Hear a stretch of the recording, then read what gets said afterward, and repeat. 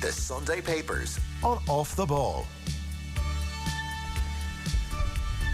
Now you're very welcome back, so we're going to chat through the Sunday Papers. I'm very happy to say we have Tommy Martin of Virgin Media Television with us, Gavin Cummiskey of the Irish Times. I'll give you a sense of the back pages first of all. So the Mail on Sunday, first of all, Murray shock. Gatland places his trust in Ireland's scrum half to take over as Lions captain following cruel injury to Alan Wynne-Jones against Japan. Also a picture there on the back page of Gareth Bale, hands on his head, Welsh dream in tatters, beaten 4-0 yesterday against Denmark. The Sunday Times go with that picture of Alan Wynne-Jones walking off the pitch in the first 10 minutes yesterday at Murrayfield. I think you could tell by the photo, between his facial expression and the way the medic was holding his shoulder and arm, that something serious had happened. Wounded line, Alan Wynne-Jones and Justin Tipuric, the brilliant Justin Tipuric as well, out of the tour as Conor Murray assumes captaincy. That's the lead in the Sunday Times. The Observer here, it was a bad day for Wales, really, wasn't it? They've captured it with the two photos. Gareth Bale on the top half and Alan Wynne-Jones on his knees holding his shoulder and arm on the bottom half. Broken dreams is their headline. The Sunday Independent go with the GAA yesterday. Kerry's flying start, so a picture of Sean O'Shea, who scored 1-7 yesterday against Clare, and beneath that the main story, Brendan Fanning here, Murray gets captain role for Lions tour. Jones' injury opens door for Ireland's star to take over. Then we have the Sun, picture of Gareth Bale mournfully applauding the fans after the 4-0 win yesterday. Dane 4, Bale KO'd. And then a picture as well of Federico Chiesa, who scored that brilliant goal for Italy yesterday. I'm not sure which of his three touches was better. 2-1 winners against Austria. That game went to extra time. They also, on the back page of the Sun, have O'Shea's of reckoning. That's Aidan O'Shea and Sean O'Shea, both amongst the goals yesterday for Mayo and Kerry respectively. And then Murray as Lion King. Next, I have the Sunday World. Mayo get off to a flyer out west, and also Jack's got to wait. Picture of Jack Grealish and Harry Kane in their England jerseys together. So it would seem Manchester City, says Kevin Palmer, will only make a move to sign Jack Grealish if they fail to lure Harry Kane away from Spurs. We had heard the Grealish deal was happening during the week, but now it seems it's only a backup option to getting Harry Kane.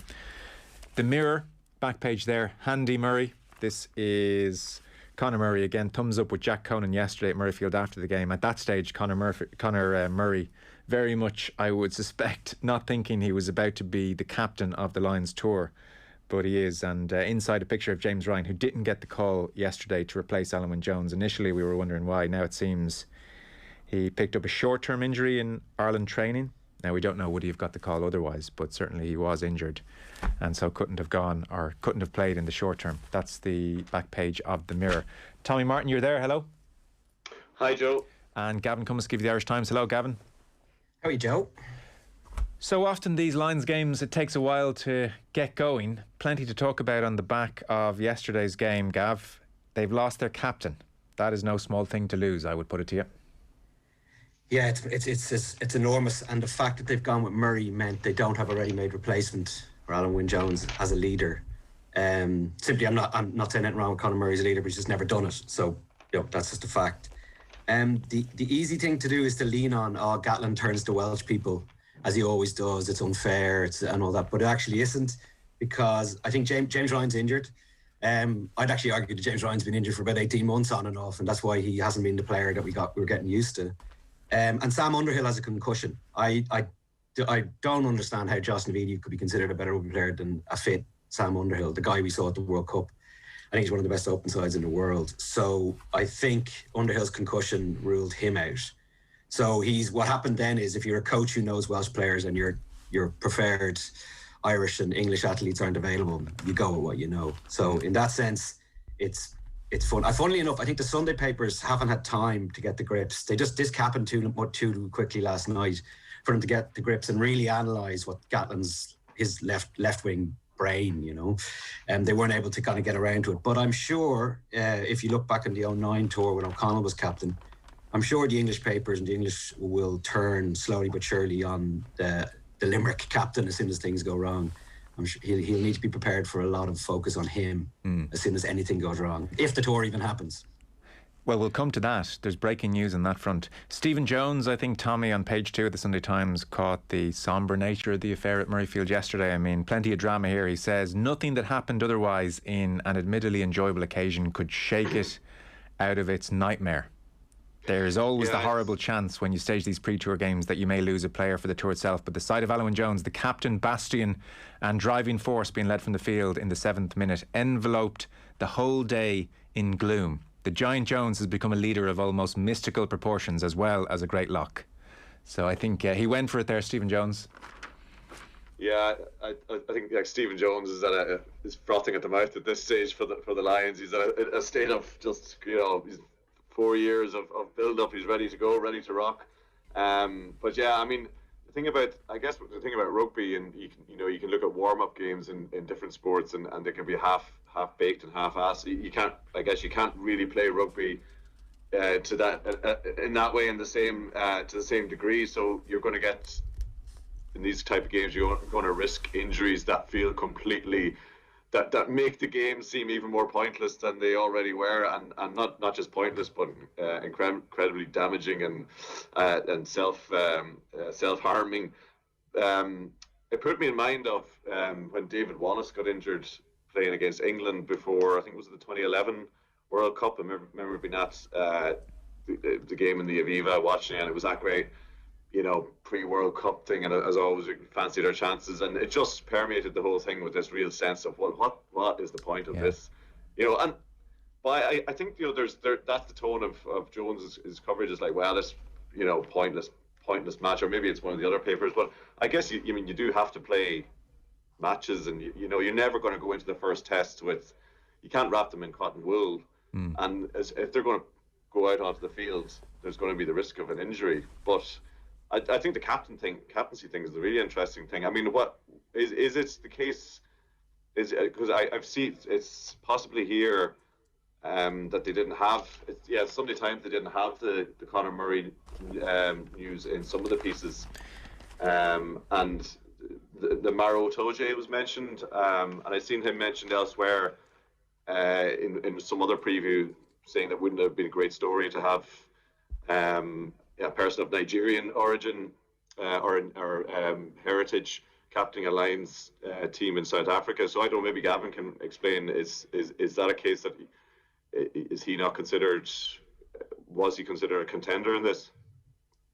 I think Gatlin picked Conor Murray because he's going to be playing in the team, and he can't guarantee Farrell or Toje will play in the team. I think that's the captaincy thing.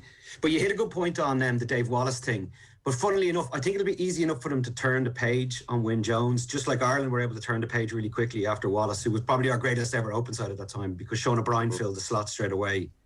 With Wyn Jones, I personally think Toje, Laws and Hill would have been the test. I don't think Wyn Jones would have made it to the test series, because I think age was catching up with him. I know he had a great Six Nations and all that, but and a great leader and one of the great second rows of our time. But time was ticking along, as we saw with Paul O'Connell in the 2015 World Cup. It catches you when you need to be at your most fittest.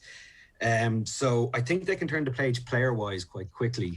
And he's gone and picked Adam Baird, which he'd be able to come around and go, look at the size of, he's basically replaced Wyn Jones with a guy who's the same size as the Springbok second rows.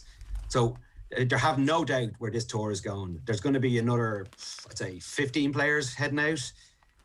This is when you have no off season, or you have no test match rugby for a year in the South African sense. Yeah, you're going to get. We're watching an epidemic of sports injuries at the moment. Pick the NBA, pick everything. The Euros is the only place that hasn't been devastated by it.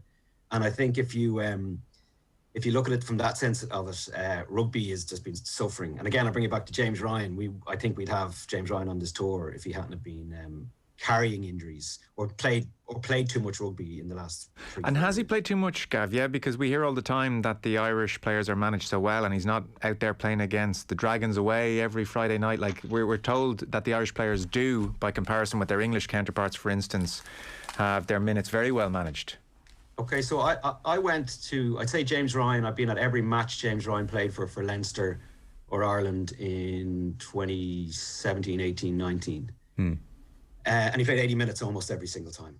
I'd actually ventured that he never came off for that period of time. And there was never a chance of, let's take him down a notch, because Ireland were in a lot of those games. And either side of the ball, tackling or carrying, James Ryan became the most important rugby player in Ireland.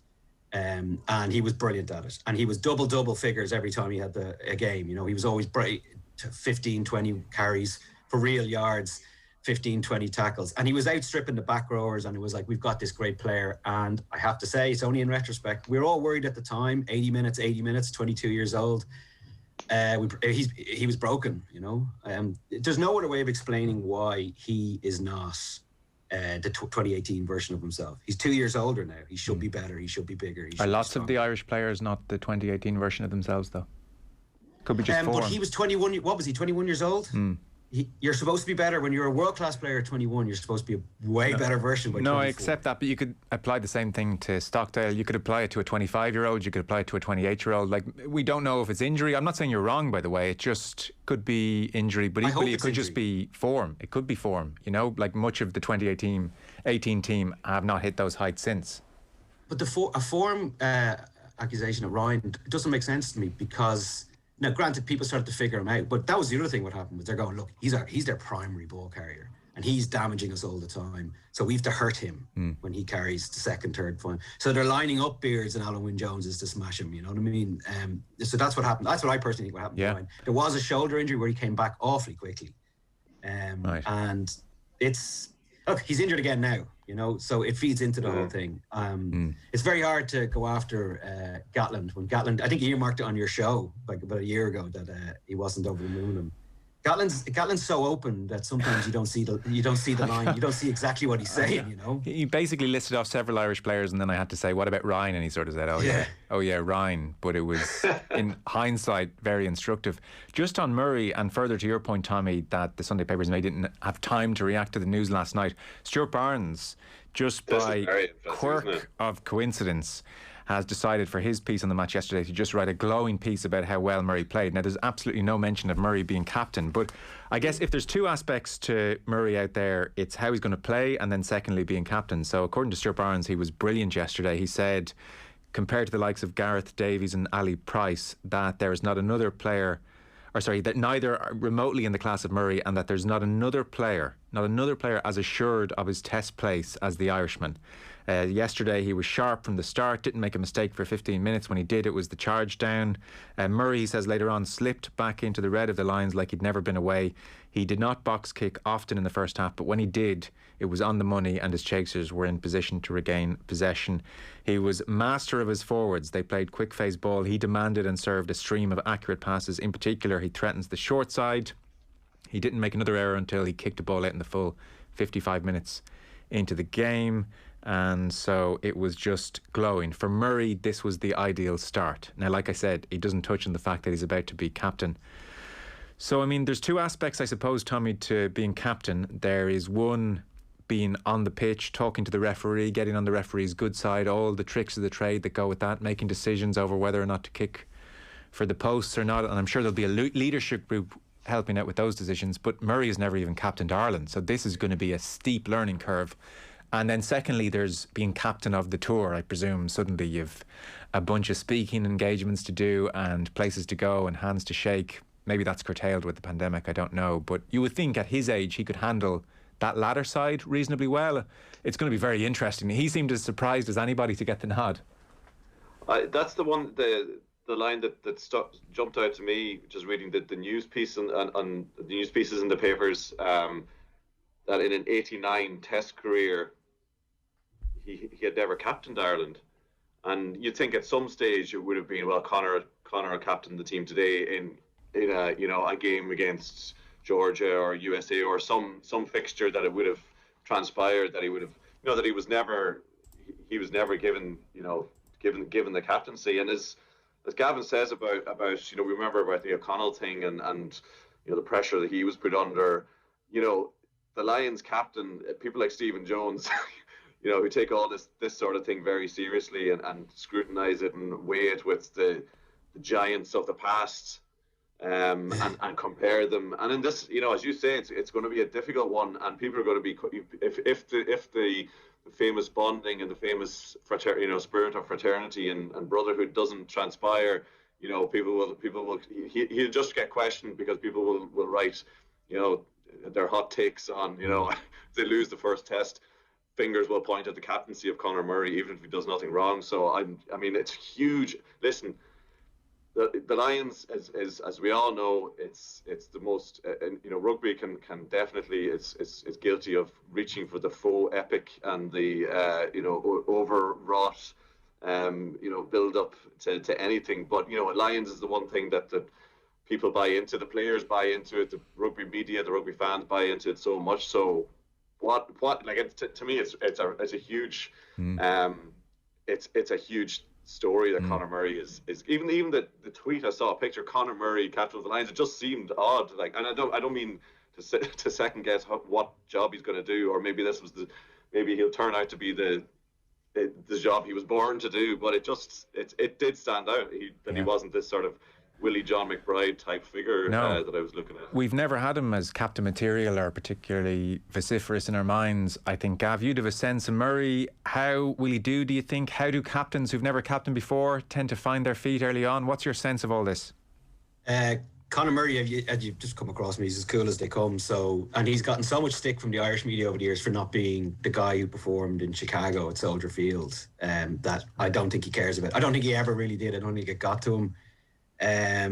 One thing, so media is not going to be an issue with him. He does it real coolly. He's very quotable. So he'll put out like a straight bat message, but like sometimes with a bit of interest and stuff. You can ask him anything. But I'd also venture that Conor Murray's spoken to referees more times than any Ireland captain he's ever played with in games, right? Because he's constantly, and he's a very good communicator. Doesn't get in a ref's face. Doesn't get exacerbated. It'll be straight, monotone, and also he's in charge of the tactics on every team he plays on, especially Joe Schmidt's Ireland teams. Murray was the complete general of that because it was going up in the sky. I imagine there'll be a lot of that. He'll have control of that now, but he already did. Yes. So he's driving the game. Because who's the out half? Can anyone pick the out half yet? But maybe it Dan Biggar. does look like Biggar, doesn't it? Yeah, if they pick Biggar, they won't win the Test series. But it does look. So sorry, who do they need to pick at 10 to win the Test series? Well, I think they need to pick Owen Farrell because just he'll kick his goals and defensively, and I don't think it needs. Biggar's a better footballer, but they're gonna have to go. I'd love to see a Farrell, Bundy, Aki, Robbie Henshaw midfield. I think that's as good as it'll get. But again, these things. Biggar is playing well. He's been playing well for a year and all that, but it's not guaranteed because like a Welshman will be captain of this team now if any of them were guaranteed their places. So if Biggar was nailed on, he'd probably be the captain. Gatlin just kept it simple. He goes, who's definitely going to be on my team, without giving it an obvious away. And then when do you think does that suggest, Gavin, that he doesn't view the captain with the same sort of mythical qualities that some people might, that he has a very pragmatic and nuts and bolts view of the whole thing, or? Yeah, Gatlin gets, and I've definitely done it myself in the past because you went with the Jonathan Davis call. Gatlin definitely gets loads of stick for going with the Welsh, but every time he's made a hugely controversial decision on the Lions, it's paid off. Yeah. They've won. And so that proves that he doesn't think with Welsh eyes. And don't forget, he's a Kiwi. Like, he thinks with winning eyes. He always does. He always thinks with what's the most practical thing for us here now? How do we get on this plane without everyone being staring at their shoelaces? How do we get them back in good form? And it was just like, okay, everyone likes Conor Murray, very personal guy, one of the leadership group. I'll do that. Again, he's just using logic so he can move on really quickly. And effectively, Gatland, he's ruthless. He's like, how do I move on? How do I get everyone to stop talking about Alan Jones as quick as I can? And Murray's a perfect thing for the British media to get their teeth into, because they'll be upset, some of them, and they're waiting for him to slip. But when, eventually at some stage in the tour, the captain will be put under loads of heat, and it'll be Murray at the top of a table with people slinging rocks at him. And he's no better man than to handle all that stuff. One last point to put to you. This is not strictly in the papers, it's more breaking news. So for instance, Murray Kinsella of the 42 writing here that 3 South African players have tested positive for COVID-19 following PCR testing on arrival at their newest team base yesterday. So training has been cancelled indefinitely. This is breaking news this morning. They are due to play Georgia on Friday in one of their 2 warm-up games. You suspect that game is now in massive jeopardy if training is cancelled indefinitely. This comes after a 3-week conditioning camp in Bloemfontein where Rassie Erasmus has stressed that all the protocol were followed and this was an uber-safe, biosecure environment. Now, whether some later arrivals from the Premiership and elsewhere maybe are the positive tests, we don't know. But certainly all the players have been vaccinated as well, so it's concerning. Murray Kinsella writes, particularly concerning that 3 positive COVID-19 cases have been confirmed, given it's understood the Springboks have all been fully vaccinated ahead of the Lions series. So, like I said, that Georgia game, potentially, you would think, cancelled this Friday. And there's a scramble on. So 3 of the Lions games are due to be played in Cape Town, down south. And now there's talk that maybe all the games will be moved to Cape Town in a bid to rescue the tour. There's even a contingency plan being discussed to play only the 3 test games against the Springboks. Let's dump the other 5. And it's understood, writes Murray, that the Lions, who are fully vaccinated, have growing concerns over the viability of the tour. The wider context is that, unfortunately and very sadly, South Africa is on the cusp of a 3rd wave. And the epicentre of that at the moment is the Gauteng province. Gauteng is home to Johannesburg and Pretoria. That's where the Lions will be for the first 3 matches. It's where 5 of the 8 in total will happen. To give you context, 12,000 cases across the Gauteng province on Friday. So Gauteng province has about 15% of the South African population at the moment. It accounts for about 63% of all cases. So it really is the epicentre. And of course, they're just documented cases. There are reports that this thing is running riot in the township. So the full extent of it is still even more concerning. And vaccinations way behind. I mean, it's just vaccination not happening in South Africa at the moment the way it should. So there's 1, the logistics of the tour, and then there are 2, the optics of the tour. So this thing now is in crisis, I would think, as of this morning, with the South African players testing positive and the Lions flying out to the Gauteng province this evening.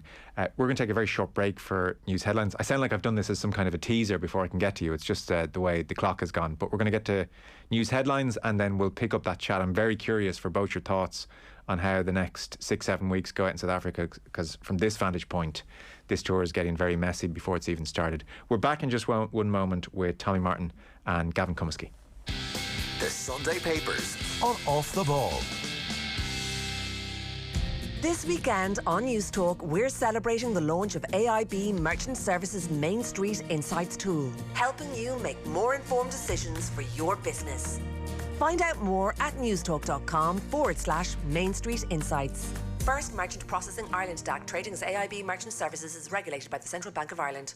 Afternoons are easy with InsureMyVan.ie, Ireland's low-cost van insurance specialist. Get your business back on the road with InsureMyVan's best price guarantee. For super savings, visit InsureMyVan.ie. City Financial Marketing Group Limited, trading as InsureMyVan.ie, is regulated by the Central Bank of Ireland. Petrol or electric? Petrol or electric? Why choose petrol and electric? Discover the BMW plug-in hybrid range. Visit your BMW retailer or find out more at bmw.ie. Sometimes electric, always BMW. Now at Power City, save €200 when you purchase any of the Whirlpool range of large capacity 4-door fridge freezers. The Whirlpool Jupiter range is frost-free and comes with a 5-year warranty. For more information, visit powercity.ie. Invisible Threads, a Go Loud original. As we celebrate the 6th anniversary of marriage equality, Invisible Threads meets older members of the LGBTQ community who reflect on their journeys and tell their stories. From shame and isolation to conversion therapy, from living with fear to coming out as an older person. Join me, James O'Hagan, for this powerful 8-part series, winner of the first Go Loud Podship. Subscribe to this podcast for free on the Go Loud app.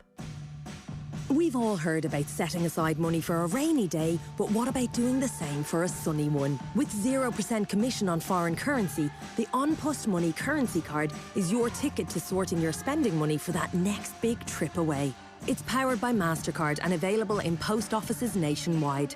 So visit your local post office or search An Post Money currency card for more. An Post Money, for your world. Terms and conditions apply. An Post Money currency card is issued by PPSE USA pursuant to licence by MasterCard International. PPSE USA is authorised by the National Bank of Belgium and is regulated by the Central Bank of Ireland for conduct of business rules.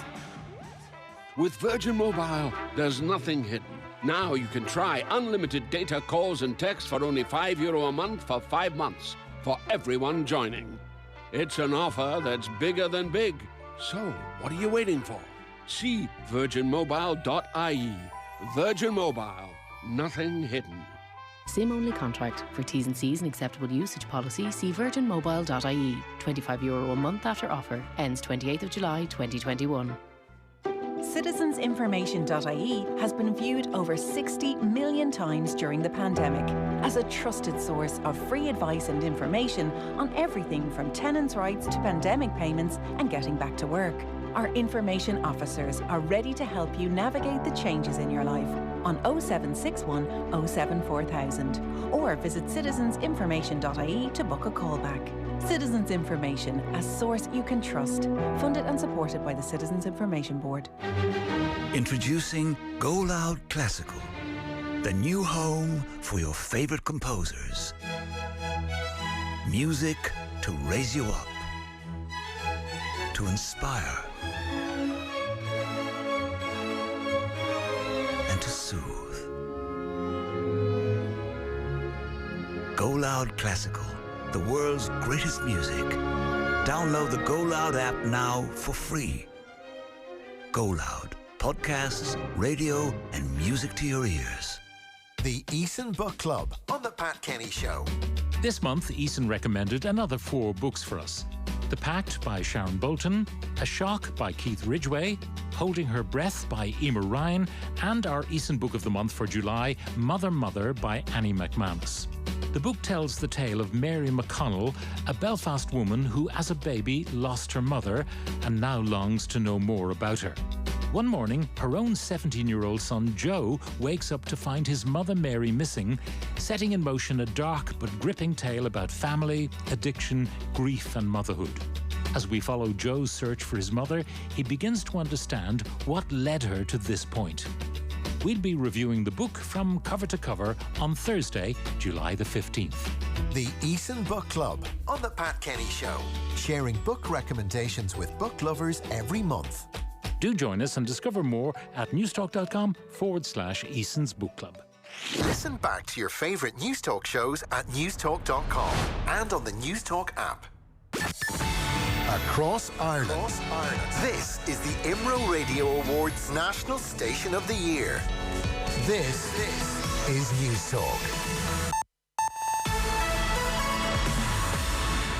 Good afternoon, I'm Stephen Murphy. The Cabinet is to meet early next week to decide if the next stage of easing restrictions can go ahead on the 5th of July. The government is reportedly considering a 2-week delay to plans for indoor dining in pubs and restaurants. Ministers believe it would allow more people to be fully vaccinated before the Delta variant becomes the dominant strain. Noel Anderson, chair of the Licensed Vintners Association, wants urgent clarity. We've been here in an extra 2 or 3 weeks for a long time, and we kept getting pushed back and kept getting pushed back, and we are absolutely exhausted and we are sick of being treated like this by the government. Constant death by 1,000 leaks. 41% of adults are now fully vaccinated against COVID-19. HSE Chief Executive Paul Reid says nearly 310,000 doses have been administered so far this week. The Social Democrats has called for an urgent review of mandatory hotel quarantine. 75 people have absconded since the system was introduced in March, according to the Sunday Times. Just 24 returned to the hotel voluntarily following Garda intervention. Co-leader of the Social Democrats is Catherine Murphy. The idea that, a dozen people in the last week, for example, left without any authorisation is defeating the purpose. Homeowners affected by defective mica blocks will meet with the Housing Minister on Wednesday. The residents from Donegal and Mayo, along with representatives from local authorities and the Department of Housing, make up a working group set up to examine the scandal. Eamon Jackson, chair of the Mica Action Group in Donegal, says their main aim is 100% redress. We seen from the first 43 houses that went through the scheme that the average amount of money that needed to be added to the scheme by the homeowner was close enough to €100,000 to get your home back to what it was.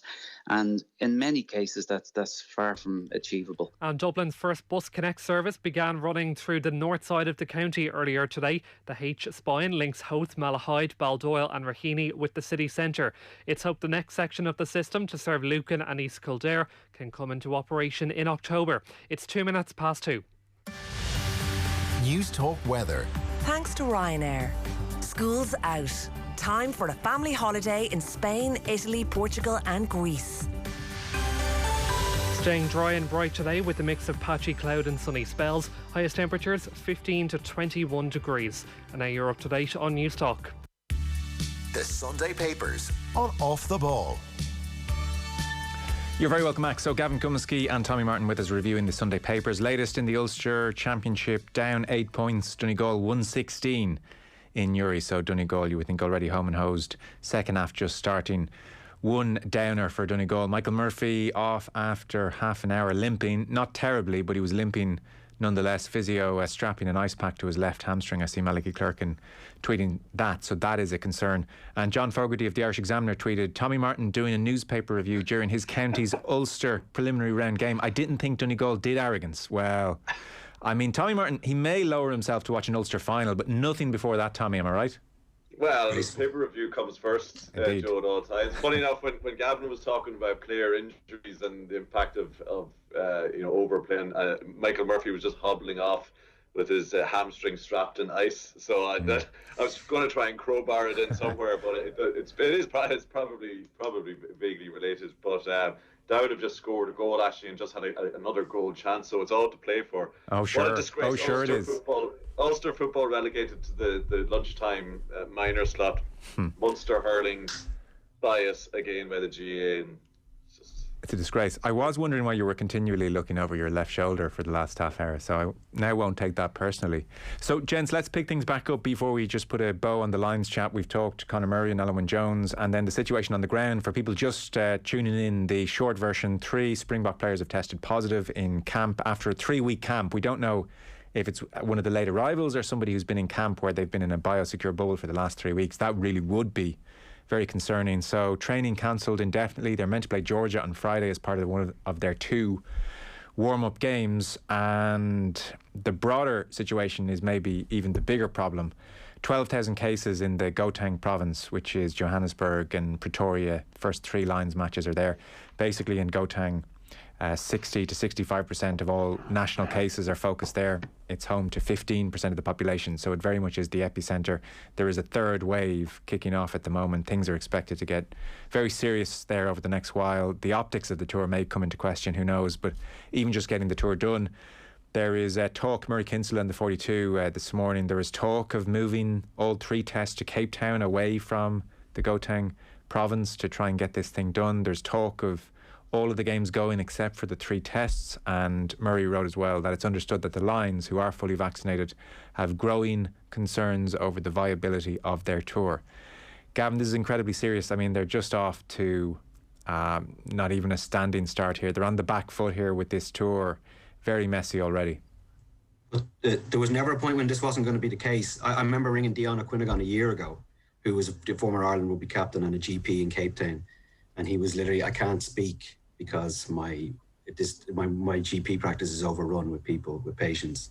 There hadn't been enough. There's been never a point where we've seen enough improvements in South African society for it to be not a major concern. And I thought what Craig Ray said on your show when he compared playing rugby in COVID is similar to playing rugby in apartheid or sport. That when a rugby journalist whose livelihood depends on the games going ahead says something like that, you know we're in major trouble. Every time this kind of stuff happens in the last year and a half, and you try not to be too overly critical of people trying to cope with COVID schedules, but it just feels like the scene in Jaws where Mayor Vaughan, Chief Brody and Hooper one of them's trying to close the beaches, and the other one's explaining how summer dollars are the most important thing. And that's what we're at again here. That's what we're looking at. Summer dollars are going to win out. The tour's going to go ahead. I hope no one dies as a direct result of the rugby. But we're never going. It's going to be tarnished forever because they're literally going into the epicenter of COVID in South Africa as their base. So, like, what more needs to be said? We know they're not going to stop it because there's too much. There's millions and millions on the line, and cash is king. The broadcasters, we've seen it all the way through sport all year. There's no off seasons for everybody because the next season has to be played because broadcast deals have been signed. And there's millions on the line. It's people's livelihoods. So people are choosing putting themselves and their families' risk at health so they can bring in the salary. And that's the horrible catch-22 situation we're in, and we'll roll into the lines with it now. There has been a stark backdrop to all sport over the last year. One instance where it has been postponed was the Indian Premier League. When things got so serious there, became so serious over there, that was postponed. And that must be the fear now for this Lions tour, Tommy. Yeah, it shouldn't be happening. Like, we know it shouldn't be happening. Like, we've had this conversation, as Gavin said, so many times. Brings me back to the October, November last year when we were having the same conversation about the GA Championship. Bit different then because the concern was obviously that GA players couldn't be put in bubbles and would be going into the community, but we're still having the same sort of moral question that, like, was it better that did we have to march on with this for the greater good and for, because it was something that simply had to happen, or would the greater damage outweigh any of the good that it would bring?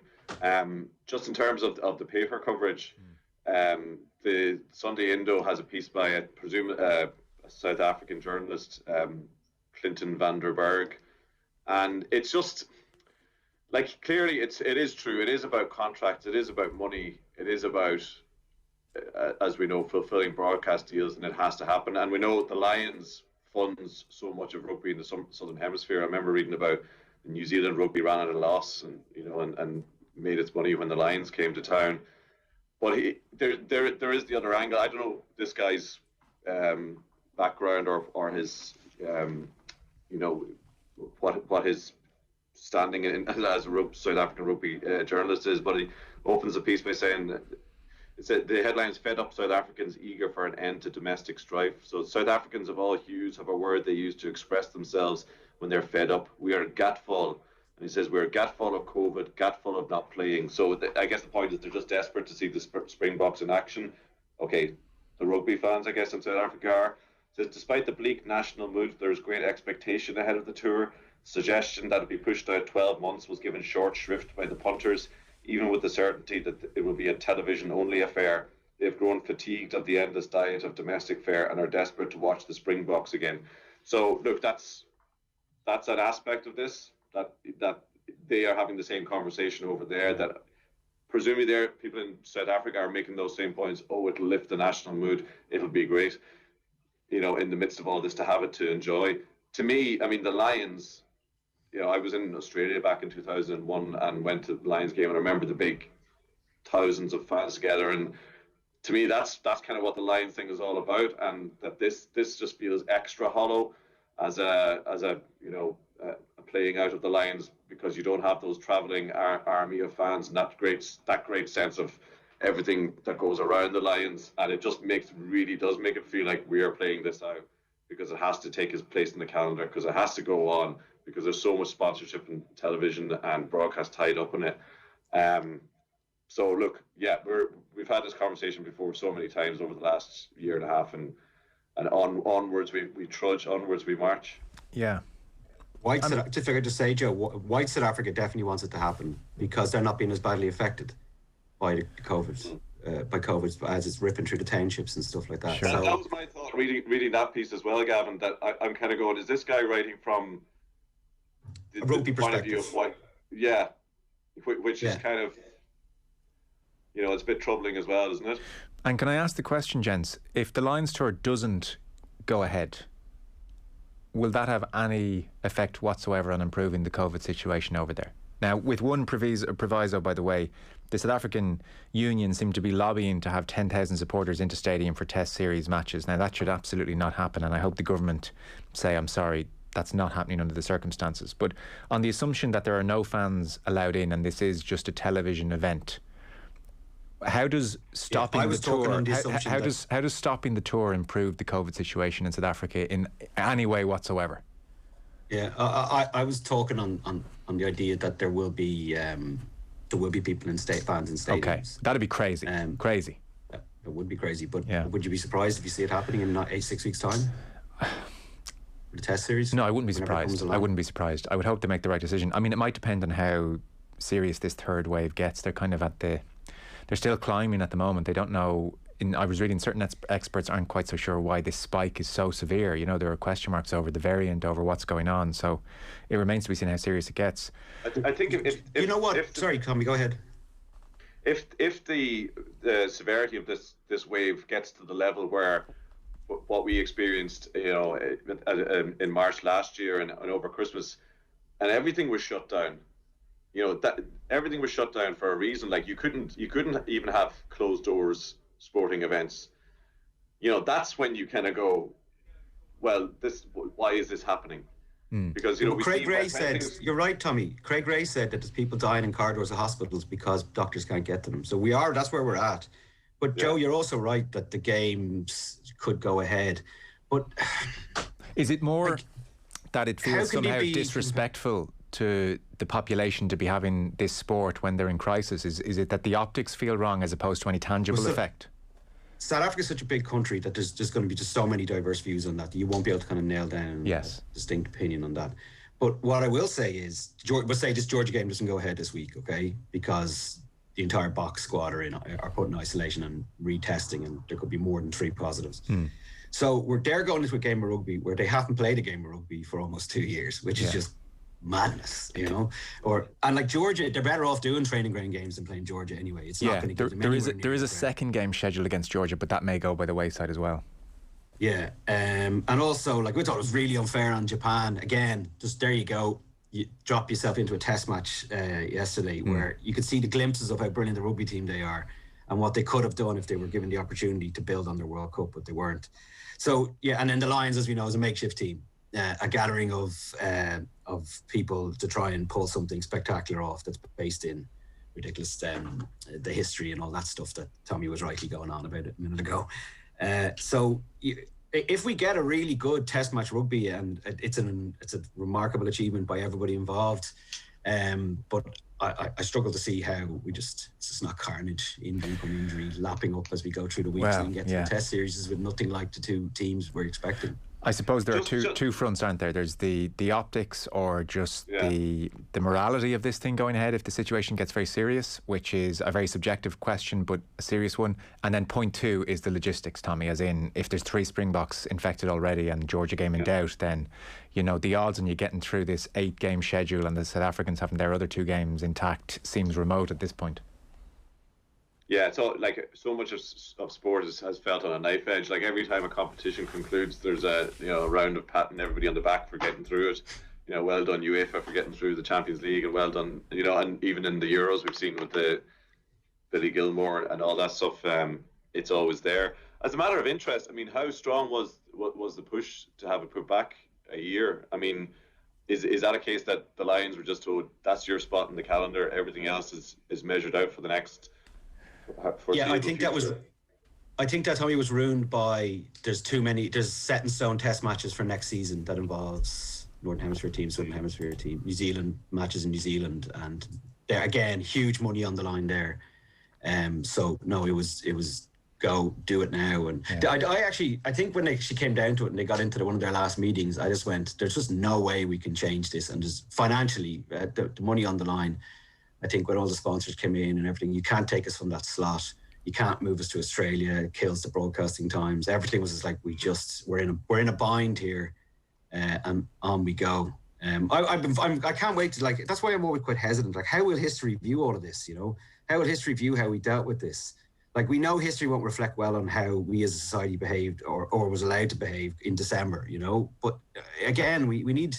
it's very hard to understand. Like, sport is just driving through, and we know sport is just driving through, and there's no player welfare. Player welfare is so far down the list because of the financial imperatives, not just for everyone outside of it, but the actual athletes themselves. So, you know, we're in ridiculously uncharted territory. Yeah, it's an incredibly stark backdrop, that's for sure. It's a world away from the 09 tour. So that's the Lions. Tommy, the Euros are progressing. There's loads of pieces in the papers. Wayne Rooney caught the eye again in the Sunday Times. He just delivers his views in really interesting way on how England should play. There's Jonathan Northcroft. There's Rod Liddell putting the boot into everyone. There's Shane McGrath, what Stephen Kenny can learn from the Euros. Coverage all over the place. What caught your eye? What do you want to give us on the Euros in the papers today? I think the England Germany stuff is interesting because we're obviously getting Irish versions of UK papers in terms of like the tabloids, and the Sunday Times and the Mail on Sunday, for example. So you're getting a flavour of their coverage, and I just think it's fantastic. Like, that it's all bubbling up into this, like they just are, you know, they're just loving it. It's England Germany. It's, you know, I can't remember what I think it's Rod Little's piece where he talks about the horrible few moments where it looked like it'd be England Hungary. It's like, oh, that's just no fun at all. You know, it's like, this is completely... Rod Liddell says of Tuesday, nobody's actually looking forward to Tuesday's game, are they? Not in the sense that it might be a really fun evening. It's like having the Hancocks over for dinner or something. It's how he kicks things off. By the way, there's so many pieces across all the papers on like penalty shootouts and how are England going to win this game in penalties. It's like this game has already gone to penalties, the coverage. It's not like how are we going to win this game in normal time. It's how will we not lose on penalties. Do you know where I'll start with this, which is a great way to start to frame the thing, is Tommy Conlon's piece. So the Irish writers are kind of into it, wading into it knee deep. And there's a piece, I think Keith Duggan had a piece on column on Southgate as well. You know, people are fascinated by him as a contrast to the sort of traditional English, you know, Henry V leader. You know, Conlon's piece is, you know, he says, if it were framed purely as a psychodrama rather than a mere matter of football, it could be viewed as a time of struggle between maturity and immaturity, between adulthood and adolescence, basically between men and boys. He's talking about the traditional confrontation of England and Germany, where England are the insecure, you know, come into the game in a whole state of mental sort of turmoil, and the Germans seem to be just, you know, icy cool, doesn't mean as much to them, and they tend to win. Whereas Conlon's point is that maybe that has twisted this time, that Southgate's sort of measured management means England come into the game as the sort of stable unit, and the Germans are a bit all over the place with their, you know, how, like, which German team is going to turn up, we're saying before this game, which is something, you know, it's like the French rugby cliche and something you never say about the Germans. So psychodrama is the word that you take out of that. It is a psychodrama for England, and Rooney's piece is really interesting in that because he goes through his view of who should play for England, why they should play, and that's kind of interesting. He says Rice, Phillips and Henderson should all play, make it really solid in the midfield, and then Rashford and Sterling to get in behind the high German defence. But he goes on to talk about his own experience in 2010 and why he says, despite their form, Germany are the toughest second round opposition England could have. He would rather Portugal or France. Yeah.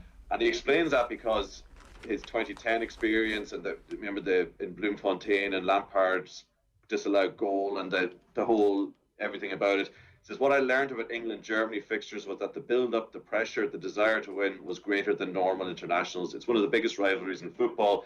Our performance was better than our result, but I also learned that's what Germany can do. They're efficient, and more times than not, they take their chances. So he's wading into the psychodrama of it. And if you look elsewhere in the papers, I think the Mail is really good for that.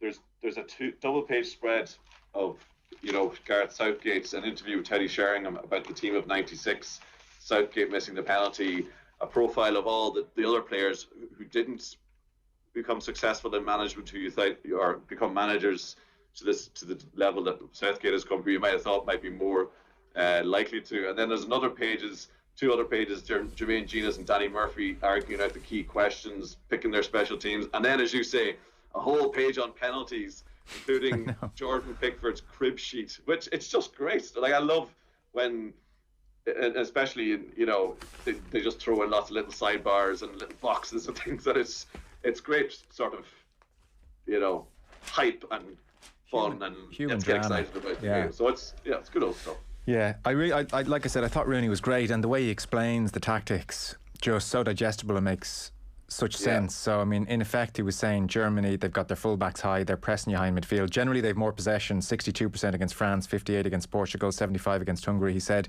when you eventually get the ball off them, they want you to play a pass to feet, and so he's thinking, Jack Grealish, Phil Foden, this is not for you. They want you to play a pass to feet because they're pushed right up. They'll go press you high up the pitch. They'll take the ball off you. So basically, when England get the ball, effectively he wants, in his world, Rashford and Sterling to be taken off down the channels, balls clipped down the line, and that's how you get at Germany. And I guess it's a plan. It's clear. It makes sense. I mean, it's interesting. Germany were written off for their performance against France in the first game. Rooney thought it was one of the best performances he saw at Euro 2020. So it's pretty interesting. He's free thinking there. Does anyone in England, Joe, do you think, ever stick to one team that they want to see picked? There's not a single same team here. I've Danny Murphy and Jermaine Genius picking totally different teams. Rooney picking a different team. It just shows how Southgate can't pick the right team. Someone will have issues. Yeah. I thought Rooney's last two pars were very interesting. If I read very like the ghostwriter going, just so you know, Foden said the whole issue you made about Foden was brought up this week. Maybe we should add in, or maybe Rooney's got a bit of feedback going, come on, you were Foden at one stage. Do you want to be? So he's like, I just want to say that I have a lot of time for him, but he shouldn't be in the team, but he can come into the game and change it all for England and be the hero, but just not at the start. On Rod Little, and by the way, I can't ever turn the page on Rod Little and not hear Eamon Dunphy. I just can't. It just doesn't. It's just impossible. Anyway, so I could just hear Michael Fry's song. That's it. Mario Rosenstock played Michael Fry to Eamon Dunphy in his podcast a while back. I mean, it just keeps getting more and more meta. It's wonderful. So, it's one of the great songs of our generation. I look, Michael Fry, genuflect before you. So what Rod Little says here: nobody will be working on Tuesday afternoon. This is for the Germany game. Half the nation will suddenly be on furlough, like a royal wedding. It's still one of those rapidly dwindling occasions when the nation comes together, and one might expect viewing figures to be in excess of 20 million. The game is on the BBC, which is a mixed blessing. He says the commentary tends to be better. Jermaine Genius is close to decent, although he says I would have preferred the morose and perpetually depressed musings of Mark Lawrenson. He says, meanwhile, ITV has the better pundits, with the monosyllabically, hard to say that word, caustic and seemingly borderline psychopathic Roy Keane, the laddish fanaticism of Ian Wright, and the ever-astute observations of Graham Souness, who seems to understand what's going on. On the BBC's band of regulars, only the excellent Alan Shearer talks very much sense. He says, I have never heard a single utterance from Rio Ferdinand that enlightened me about anything. He says, Jurgen Klinsmann's English is better than most of the pundits. And he says, Mika Richards, who I love, is an awful analyst. So that's Rod Little's work done for the week. We need to get him analysing the Virgin Media panel sometime soon.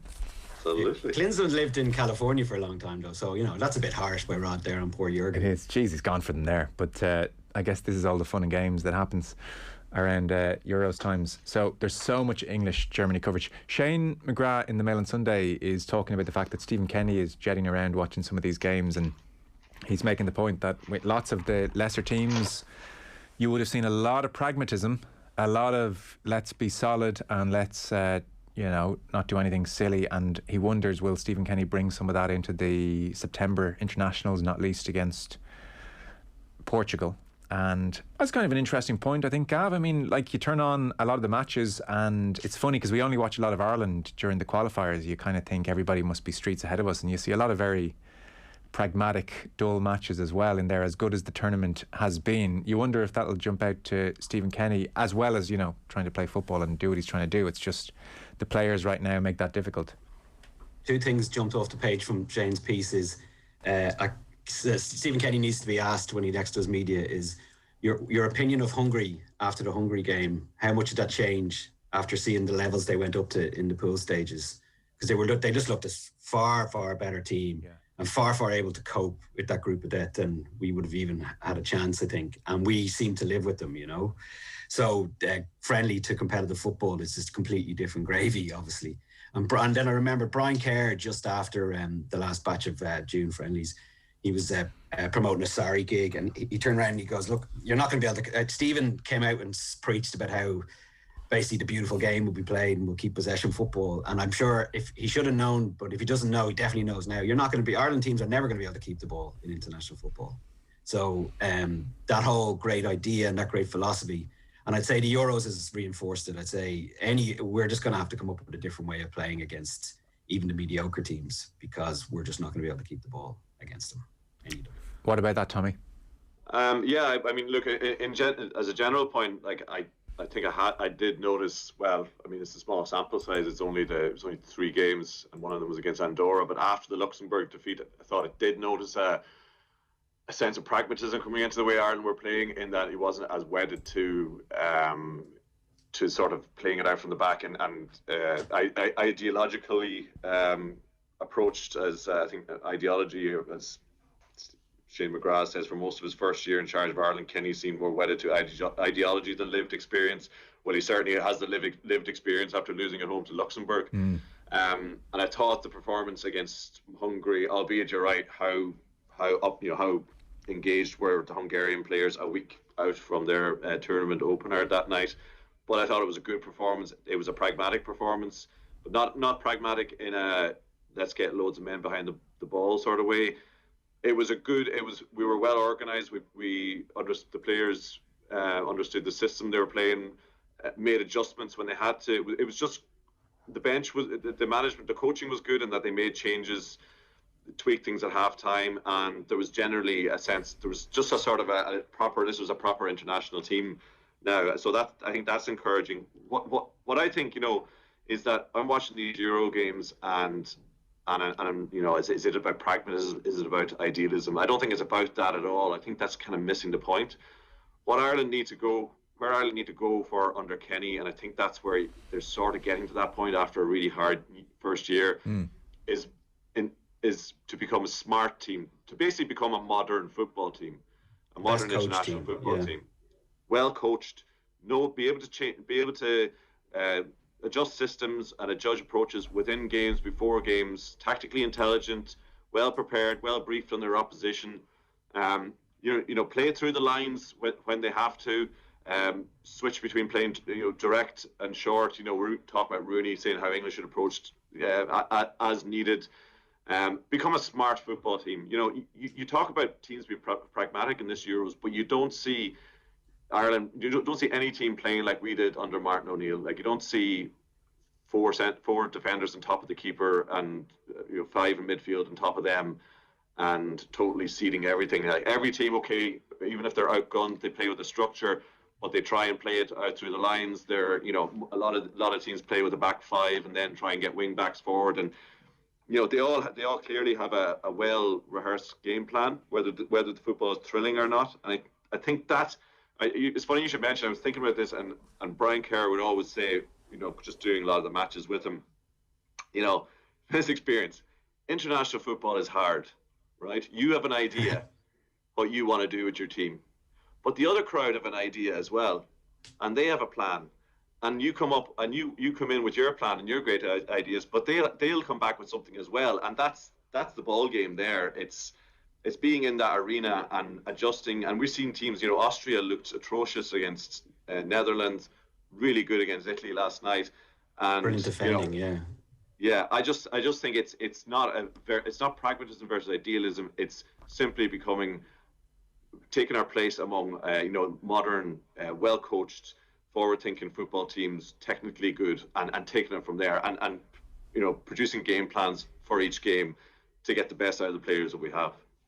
Tommy, I thought a lot of what you just said there was evident when after about 10 minutes in the Wales-Denmark game yesterday. Now, a lot of this was pointed out to me at half-time by pundits, but what they did was, where they pushed up on Ramsey and Bale, Denmark, they were going out there playing a pragmatic style, and they switched to 4-4-2 and neutralised, just rubbed Ramsey and Bale's influence out of the game and won 4-0. I just thought that if the intelligence, the coaching intelligence, and the ability for the team, and all Kenny keeps going on about was, we have to be able to switch in games. We have to be able to switch from game to game. It's our only way. We can't just play a certain way. Like, he's aware. He's going to have I'd say Stephen Kenny will have a fountain of knowledge coming on his way to the Algarve in September. I don't know if it would be enough to make any difference in those 3 matches, but I thought that Wales-Denmark game, just the way Denmark shifted, I don't know if you saw it, And they just took Bale just disappeared. We probably never see him playing international football again because they just went, right, we're just going to go on and Ramsey's going to have no influence on this game. And this is a Denmark team that have had to change their philosophies quite significantly in the last few weeks. It wasn't just crest of the wave stuff from them. It was just really intelligent tactical shifts that won them a game.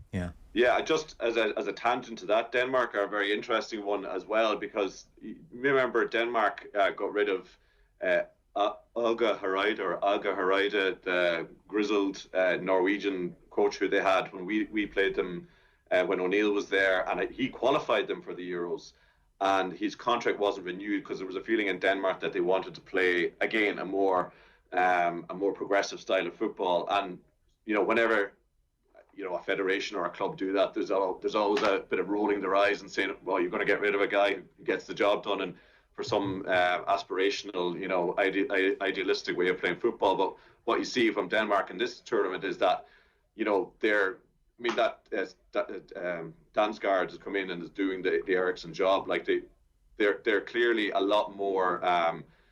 There's a lot more to them as a team than when they were under the previous manager, when they were quite direct and played off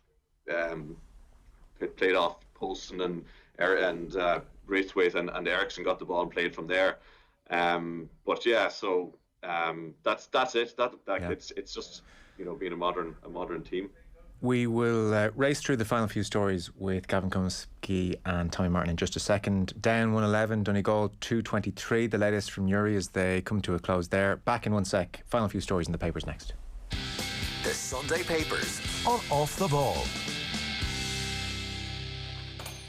With Ireland back open for business, we're celebrating the launch of AIB Merchant Services' new Main Street Insights tool this weekend on News Talk. Juggling all that goes with running a business can be overwhelming, but with Main Street Insights, everything you need to know about growing your business is right at your fingertips. With insights about your customers, where they spend, and how your business compares to a group of other similar businesses. News Talk and AIB Merchant Services Main Street Insights, helping you make more informed decisions for your business. Find out more at newstalk.com/Main Street Insights. First Merchant Processing Ireland DAC, trading as AIB Merchant Services, is regulated by the Central Bank of Ireland. How do you put a value on real expertise? How do you put a value on the training, experience and precision that only an expert brings? Well, 8 out of 10 Irish drivers know how. Because when it comes to protecting the resale value of your Volkswagen, 8 out of 10 Irish drivers would pay more for a Volkswagen serviced by Volkswagen expert technicians. Help protect your resale value and keep your Volkswagen a Volkswagen. Book your classic service from only €179 at volkswagenservice.ie. Terms and conditions apply. Citizens Information is here to help you navigate the changes in your life, offering advice and information on everything from social welfare and tenants' rights to getting back to work. Even when things get complicated, we can support you and make sure your voice is heard. Our service is free, confidential and available nationwide. Visit citizensinformation.ie or call 0761 07 4000. Citizens Information, a source you can trust.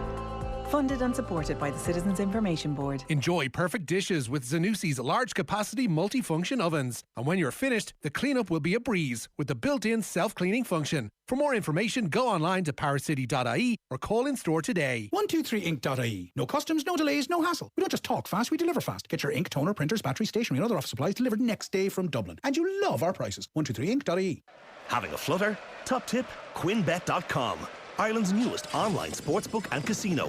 For all your horse racing, football, casino and more, QuinBet has you covered. With live in-play markets on mobile, PC and app. QuinBet.com. Terms and conditions apply. Gamble responsibly. Visit gambleaware.ie. A vision they never expected. A secret they couldn't keep. Who are you? I come from heaven. Myriad Pictures presents Fatima, a powerful, uplifting drama about the power of faith. Directed by Marco Pontecorvo, featuring a new song performed by Andrea Bocelli. Fatima is a story of hope and faith, inspired by true events. Faith begins at the edges of understanding. Fatima, rated 12A, in cinemas and on demand now. Here at Kia, we really have nothing to add to our renowned technology, award-winning design, and our unique Kia 7-year warranty. Nothing that is but 0% finance on many of our leading models. 0% on Sportage, Stonic and the entire Seed range. And 0% on our zero emissions, eSoul and eNiro EVs. For more, visit your local Kia dealer or log on to kia.com. This is a finance offer. Terms and conditions apply. Somewhere over the rainbow, the night continues underground. The gays are meeting for drinks in bars designed for just them and men with gentle knuckles, because we're still scared. Somewhere over the rainbow, drag queens cram into tight spaces. There's safety in the number of people you don't have to explain your love to, because we're still scared. Somewhere over the rainbow, all of Dorothy's friends have come down from the high the mighty propped us up on. We've packed up and pocketed the streamers from the day of celebration gone, because we're still scared. Somewhere over the rainbow, avoiding violet bruises and bloody lips, we find the tribes we belong to and make families of queer friends, because we're still scared of bleeding rainbow blood. A performance on behalf of Belong To Youth Services in support of Ireland's LGBTI+ community. The Sunday Papers on Off the Ball.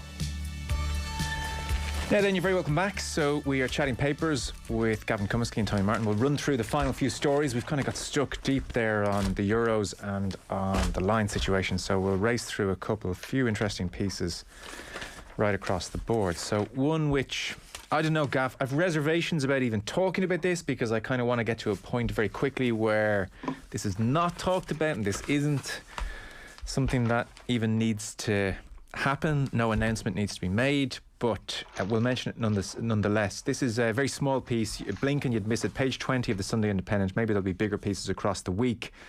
So Leinster second row Jack Dunn, he's 22 years of age and has spoken publicly for the first time about his bisexuality, saying maybe there are some kids across the country who could do with a role model. He took part in a Leinster rugby panel discussion, as well as appearing on the BBC's LGBT Sports podcast. So what Jack Dunn says is, I've been out as bisexual for 4 or 5 years now, but not out in the media. I kind of realised when I was 15 or 16, but you're in a school full of teenage boys. A lot of them would say things that they wouldn't even be thinking about, but they're just doing it out of ignorance. So when you hear that, you just want to keep things to yourself. Being bisexual is almost a blessing and a curse. You can hide it way easier. You can go out with the lads and do all that stuff, but it's easier to not be true to yourself. Eventually in 6th year, I told 1 or 2 people. They took it really well, so I decided to tell everyone, and if someone has a problem with it, then that's on them. It went pretty well. There were 1 or 2 people who said, you're not bisexual, you are gay and you won't come out, but largely it was overwhelmingly positive, so it was a massive weight off the shoulders when I did that. Dunn said the news won't surprise his teammates at Leinster who've known for years. So Gav, I'd put it to you, look, we've got to get to a point pretty soon where somebody like Jack Dunn doesn't feel the need to have to make some kind of announcement, or can if he wants to, in so much as players might want to be open about their partners in life generally. I mean, we saw in the NFL an active player coming out for the first time. I think this is great. I think Jack Dunn will get, in the main, huge support from everybody. Don't want to make too big a deal about it either, because it's just so not a big deal. Generally, someone's sexual orientation is one of the least interesting things about them.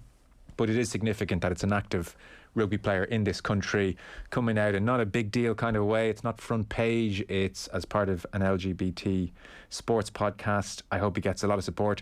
I'm so happy for him that he was able to do it in 6th year. I'm so happy for him that he wasn't put off going into a sporting sphere, which often has macho elements, and maybe things are said in dressing rooms that wouldn't be said in other industries. And I'm so happy for him that he's not going to spend, he's 22 now, he's not going to spend the next 7, 8, 9, 10 years of what should be a really, really exciting, happy time for him, professional sports career, thinking, will I, won't I, will I say anything, is someone going to out me? All of that stuff is now off his shoulders, and you just wish him the best of luck. But yeah, it's Pride Month, Joe, you know, so if he was going to do it, he might as well do it. And I'd say it was kind of just to get past this, but I have nothing but it still takes an enormous amount of courage, and I've nothing but I'm just so impressed with him. And also, not many people probably know about this guy. This is a 6'8". It says he's 112 kg, but unlike James Ryan, he's got enough of a frame to make that 120 kg. He's a 22-year-old. He's going to be a theoretical physicist if he wants to someday.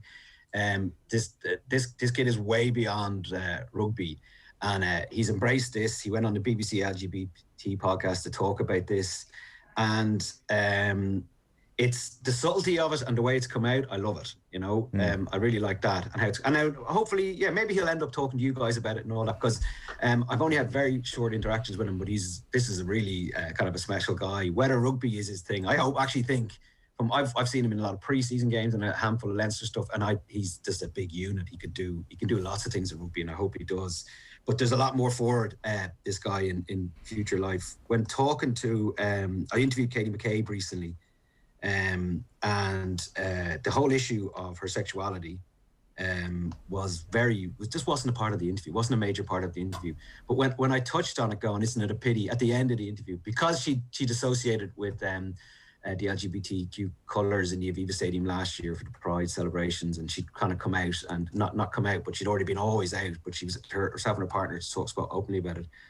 All I said to her was, isn't it a pity that that Pride Month is kind of, people can't do, there's not celebrations, there's not marches in the cities and really good times. And I kind of was happy to leave it at that. And she spoke for about 10 minutes about the influence she had on the texts and the emails on Instagram and stuff that she got from teenage girls and boys who have said, what you've done as the Ireland captain, coming out and saying, I am this sexuality. It's given me the courage to tell my best friend, or to tell my mum, and that's what Jack Dunn's done here this weekend.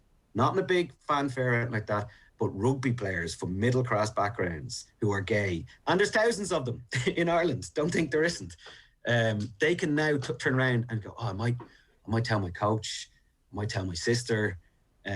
So what Katie did last year and what Jack has just done this weekend, I'm not exaggerating. This will save lives. Yeah, Tommy. Yeah, it's funny, we were talking about before the slot earlier when we were discussing the stories, and it's obviously came yesterday and late to get coverage in the papers, but we were kind of like, should this be a bigger story? Is this a big story? Isn't it nice that it's kind of a small story that, you know, was announced on a podcast and kind of gets dropped out in brief, and it's like, you know, I can't imagine anybody doesn't have the attitude of, that's great, delighted for him, it's no big deal, you know. Like it certainly wasn't going to be our lead topic on the pay-per-view. Yeah, exactly. Yeah, it's not like, but you know, I think I don't know if it was Gavin who said it, or one of the mentioned somewhere that he is the only active Irish rugby player who's come out as bisexual. Male. Yeah. So we should be past this. Which is key, obviously, because you know it is still a big deal. Clearly, if he is, and as you say, how many people will be inspired by that? And as he said himself, how many kids will be or will feel courage from that?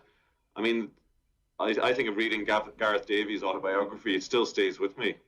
You know, the story of his the sheer rage that was within him, the hell that he went through. You know, just that of what he came through from, you know, small town Welsh background, suppress what he suppressed for so long, and where he went to himself before he got the courage to do it, to come out and you know, change his course in his life. Like he was married with, I don't know if he had kids, did he? But I mean, it was, you know, it was so powerful, and you can't imagine the thousands of people that would have been inspired by that. So Jack Dunn's not going to go through the negative experiences that happened there. And I read your column on Friday. Like, there's Hungarian kids that I hope this gets to, because like what now? So like the 15-year-old in South Dublin who's going to St. Michael's now and who's gay can read this and can listen to that podcast with Jack Dunn. But the young footballers, I can look at Katie. But but you wrote about what's going on in Hungary, like, you know.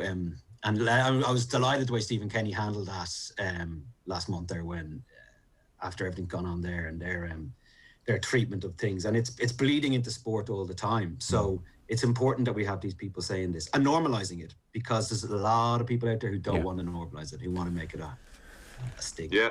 Yeah, absolutely. Well, kudos to him. Good on him, Jack Dunn, and best of luck with his career, the rugby career, which I think we'll all be more concerned with over the coming 10 years or so.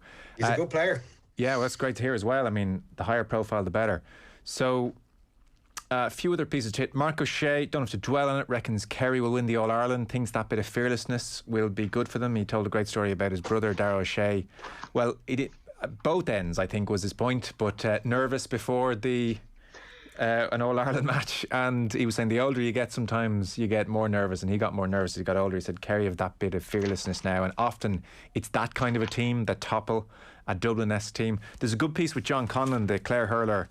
Well, Clare forward, now turned centre back, I thought, in the Sunday Times. Of all the GA pieces, I just thought this was interesting. So he did his cruciate. I hadn't realised this because the way life goes. He did his cruciate, John Conlon, a week before the first lockdown. Got the operation done very quickly before elective surgery stopped, and converted his garage into bench, squat bars, dumbbells, painted it, got a TV going, got Clare physio on Zoom, and he went at it. And he said, before I got injured, before the cruciate, I could barely do any long running, which is kind of surprising. He said my back was killing me, I could barely sit down. But he says, I've got everything sorted now. So he's turned himself into an absolute specimen. And he said before he got injured, he was almost like, wrong side of 30, don't really know if I want to play anymore, and how much have I got left in the tank. And the injury almost reminded him what he was giving up. And he's come back a new man. He's been made captain, and it seems he's just an all-round committed player. You won't be surprised to hear. 2018, Conlon changed his eating habits. He was always conscientious about his diet, but in matches he often felt bloated. He couldn't understand why. Nutritionist suggested they carry out tests on his digestion, and in the backwash, Conlon changed his diet dramatically. Cut out red meat, bread, milk, peppers, tomatoes, foods he loved but weren't agreeing with him. And he even started blending his food for a while. Spent a lot of lockdown practicing his shooting non-stop, and then his third session back with Clare, they said, how about centre back? And he's gone very well, and he's working on it, and he's playing today. So I thought that was pretty good on the GAA front. Ageing tennis stars at Wimbledon. Gav, this is in the Mail on Sunday. I know there were other pieces. Roger Federer talking in the Mail about how he usually rents out 2 houses, one for the entourage, one for the family at Wimbledon. Now it's all Westminster, I think, is where they are. They're very much in a bubble, no family there, but he's into his 40th year. He can't believe he's still playing in his 40th year. That wasn't his plan. Yeah, there's a good piece. I think, did you say there was one in the Mail? There's one in the Mail today, yeah.